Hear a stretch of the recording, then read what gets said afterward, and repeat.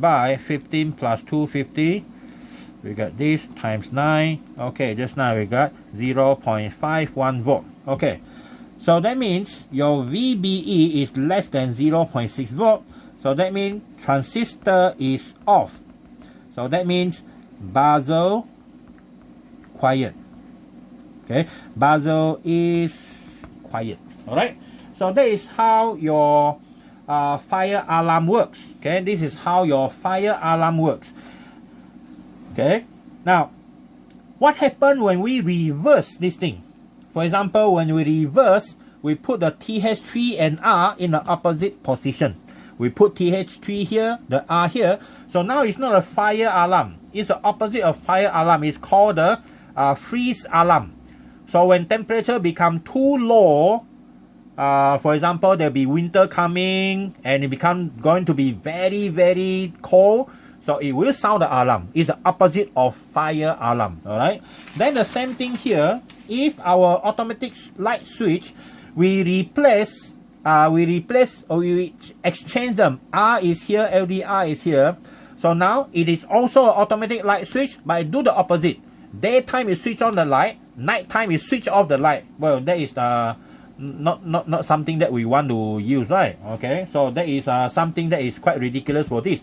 But this one, when you change them, this one we still have application. Okay, but definitely maybe in our country is when your aircon is too cold, when your freezer is too cold, then you can sound the alarm so they ask you to switch off. All right. Okay, so that is our fire alarm and automatic light switch. Now, let's say we are not going to use a lamp. This is a 9 volt lamp. What happens if you need to switch on 240 volt spotlight in your house? We still can use the same transistor here, 9 volt power supply, but your lamp here must be connected separately. Okay, so we look at that application. We use a higher voltage now. House AC voltage, which is actually very dangerous. So now we still need to, we call this one the upgrade number 3. The upgraded, okay, the upgraded automatic light switch. Okay, the upgraded automatic light switch. Now, the same transistor that we can use, okay, same transistor that we can use, still the NPN type.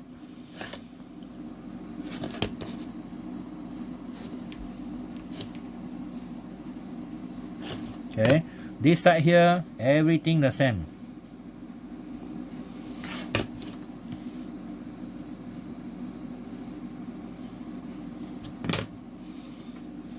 Okay, come to the power supply.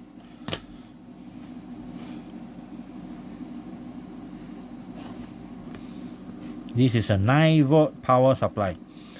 E equal to 9 volt. This is a RB. This is our resistor R. This is our LDR. Okay, LDR have 2 arrows pointing to it. That 2 arrows represent light onto it. And here we need a relay. Okay, we need a relay. So a relay is something that is used to control, okay, something used to control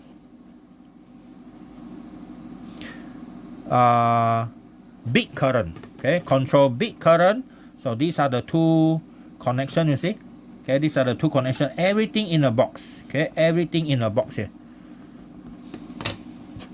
Normally transparent box, but depends on the type of so this one is connected to high power supply. For example, you can connect this one to AC, okay, and then you have a light bulb here, okay, and this is our spotlight, right? So this is a spotlight. Now, this one is 240 volt. You're not going to mess with that. You cannot put this one directly to it. So you're going to fry kway teow the transistor here, our NPN transistor. So what happened here is when you put it in the dark, this one increase, the resistance increase.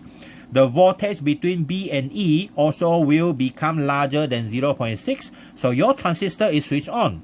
But with 9 volt, it is enough to activate your relay. Your relay will be closed. Okay, so when it closes, the power supply from the 240 volt from your house can pass through this conductor and go to the lamp. So your lamp will light up in the dark. Okay, it will light up in the dark.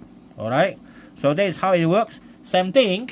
So when it switch off, okay, when the daylight is here, when it come to the daytime, this one becomes small, voltage drop become less than 0.6.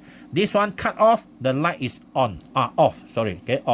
Now, this circuit is very convenient, but there's one problem here. Remember the relay, this one contains a lot of coil. It's a coil. So when you are on, the magnetic field is in the coil. Okay, magnetic field is in the coil.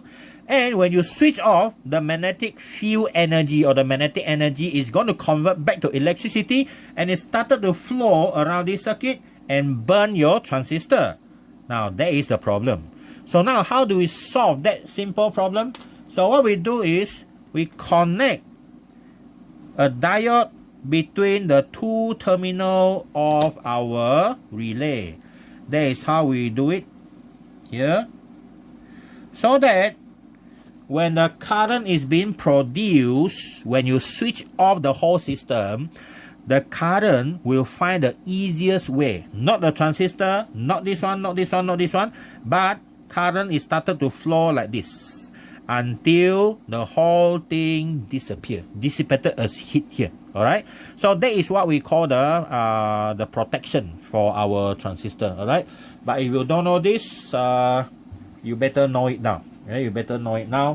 Well, normally I teach more than what you need to know so that you'll become a better physicist than me.